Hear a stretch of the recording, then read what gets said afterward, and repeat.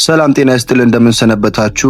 ዛሬ አሜሪካ፣ ካናዳና ሜክሲኮ በሚያዘጋጁት የ2026 የዓለም ዋንጫ ላይ ኢራን ተሳታፊ መሆኗን ተከትሎ ያቀረበችውን ቅሬታ እንዲሁም ደግሞ ሰሞኑን ታዋቂው አሜሪካዊ ኮሜዲያን ትሬቨር ኖህ በአሜሪካ የውጭ ጉዳይ ፖሊሲ ላይ እና በዶናልድ ትራምፕ አስተዳደር ላይ ያቀረበው ፌዝ መሰል ትችት ላይ ትኩረት አድርገን አብረን የምንቆይ ይሆናል። ለቻናላችን አዲስ ከሆናችሁ ዋሊያ ኒውስን ሰብስክራይብ በማድረግ እንዲሁም ቪዲዮውን ላይክ እና ሼር በማድረግ ተደራሽነታችን እንድታሰፉት እንጠይቃለን። ስፖርት ከሀገራት ግንኙነት ጋር የማይነጣጠል ቁርኝት አለው። የ2026 ዓለም ዋንጫ በሰሜን አሜሪካ ሀገራት መዘጋጀቱ ትልቅ ተስፋ ቢጣልበትም ወቅታዊው የጂኦፖለቲካ ውጥረት ግን ስጋት እየደቀነ ይገኛል። ኮሜዲያን ትሬቨር ኖህ ሰሞኑን በነበረው የኮሜዲ ሾው ላይ እንዳነሳው የአሜሪካ የውጭ ጉዳይ ፖሊሲ አንዳንዴ ግጭቶችን ከማርገብ ይልቅ በኃይል የመጫን ዝንባሌ ይታይበታል። ይህንንም ቦምብ በመጣል ሰላምን የመፈለግ አካሄድ በማለት በምጸት ገልጾታል። ምንም እንኳን ንግግሩ የፈገግታ ቢሆንም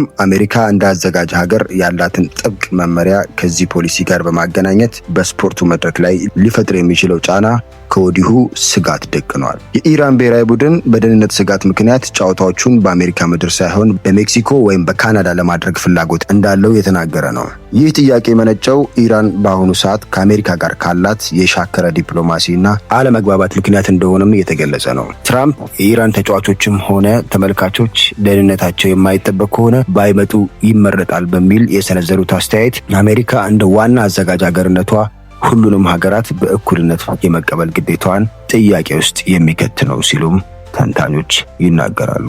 አንድን ሀገር በደህንነት ምክንያት ማግለል ወይም ጫና ማሳደር የዓለም ዋንጫውን አንድነት የሚሰብክ መርህ የሚጻረርና በአዘጋጅ ሀገራቱ አሜሪካ፣ ሜክሲኮና ካናዳ መካከል ልዩነት ሊፈጥር የሚችል ጉዳይ ነው። አሜሪካ ለብሔራዊ ደህንነት በሚል የምትከተለው የቪዛ አሰጣጥ ሂደት እጅግ ጥብቅ በመሆኑ ይህ ሂደት በተለይ ከአሜሪካ ጋር የፖለቲካ ቅራኔ ካላቸው ሀገራት የሚመጡት ተመልካቾችንና ስፖርተኞችን ሊያጉላላ እንደሚችልም ከወዲሁ እየተገመተ ይገኛል። ቪዛን እንደ ዲፕሎማሲያዊ ጫና የመጠቀም ዝንባሌ የዓለም ዋንጫውን ዓለም አቀፋዊ ይዘት ሊያደበዝዘው ይችላል የሚል ስጋትም አለ።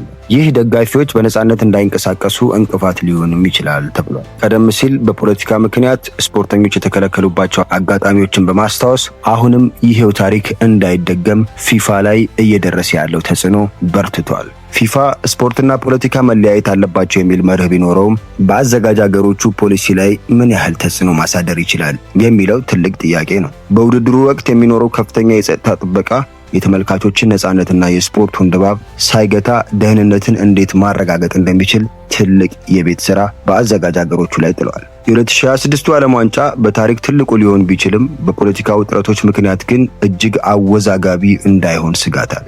አሜሪካ ለኢራን ልዩ የደህንነት ጥበቃ ማድረግ አለባት ወይስ ጨዋታው ወደ ሌላ ሀገር መዘዋወር አለበት? የአሜሪካ የቪዛ ፖሊሲ በስፖርቱ አንድነት ላይ ተጽዕኖ ይኖረዋል ብላችሁ ታስባላችሁ? ሀሳብ አስተያየታችሁን በኮሜንት ሴክሽን ላይ አጋሩን። ለዛሬ ይዘንላችሁ የነበረው ዘገባ በዚሁ ተጠናቋል። ዋሊያ ኒውስን ሰብስክራይብ በማድረግ ወቅቱን የጠበቀ ዜና እንዲደርሳችሁ አድርጎ የዘወትር መልእክታችን ነው። በቀጣይ ዘገባ እስከምንገናኝ ሰላም።